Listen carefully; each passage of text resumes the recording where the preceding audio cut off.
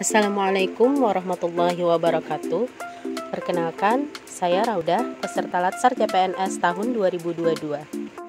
Baiklah, saya akan menjelaskan tentang analisis isu efektivitas kinerja individu berdasarkan tupoksi.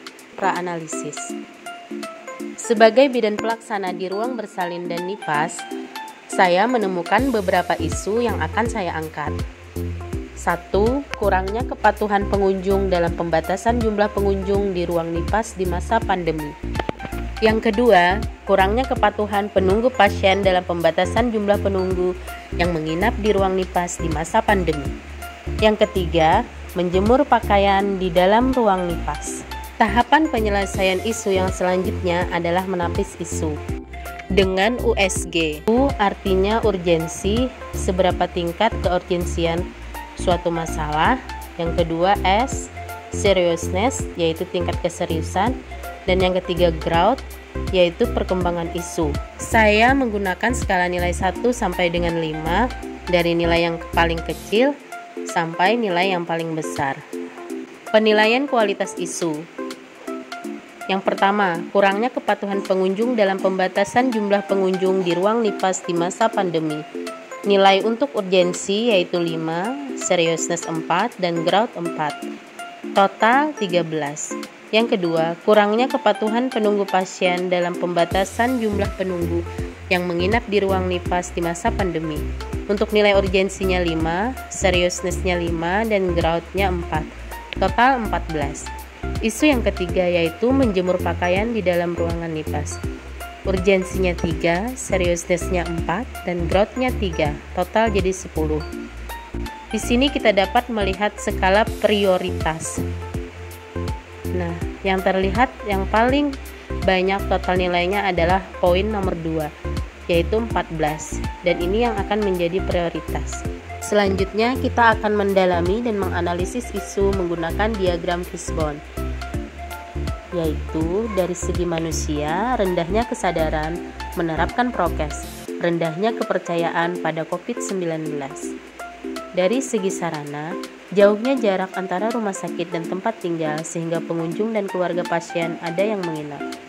Dari segi metode, sosialisasi prokes dan sosialisasi aturan rumah sakit belum maksimal, dan juga minimnya petugas keamanan yang mengontrol. Dari segi lingkungan, berkumpul atau berkerumun dianggap hal biasa. Selanjutnya, kita akan mendalami dan menganalisis isu dengan SWOT. S yaitu strength, kekuatan, yaitu adanya peraturan rumah sakit mengenai penerapan prokes bagi petugas, pasien, dan pengunjung. Adanya petugas keamanan yang berjaga. W. Weaknesses atau kelemahan. Adanya ketidakpercayaan masyarakat dengan COVID-19 dan tidak diterapkannya sanksi atas pelanggaran prokes. O. Opportunities atau peluang, di mana peningkatan pemahaman masyarakat bahwa rumah sakit tempat penularan penyakit, peningkatan praktik prokes dengan baik dan benar. Threat, ancaman, yaitu bisa meningkatkan kasus penularan COVID-19. Tabel rekomendasi alternatif penyelesaian isu. 1. Memberikan penyuluhan tentang pentingnya penerapan prokes. Tahapan setiap alternatif membuat berbagai media prokes seperti leaflet. Hasil yang diharapkan meningkatnya pengetahuan pasien dan keluarga mengenai pentingnya prokes. Para pihak yaitu tim PKRS. Yang kedua, alternatif penyelesaian memberikan sanksi bertingkat bagi pelanggaran prokes. Tahapan setiap alternatif ringan yaitu berupa peneguran lisan. Berat tidak diizinkan berada di area rumah sakit. Hasil yang diharapkan meningkatnya kepatuhan pasien dan keluarga dalam penerapan prokes. Para pihak yaitu petugas keamanan rumah sakit.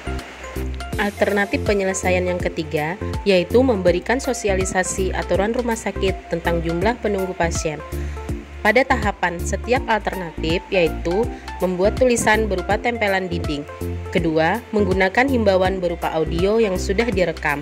Hasil yang diharapkan, pasien, keluarga, dan pengunjung tidak berkerumun dan penunggu pasien hanya 1 orang. Terima kasih telah menyaksikan presentasi dari saya. Semoga bermanfaat. Wassalamualaikum warahmatullahi wabarakatuh.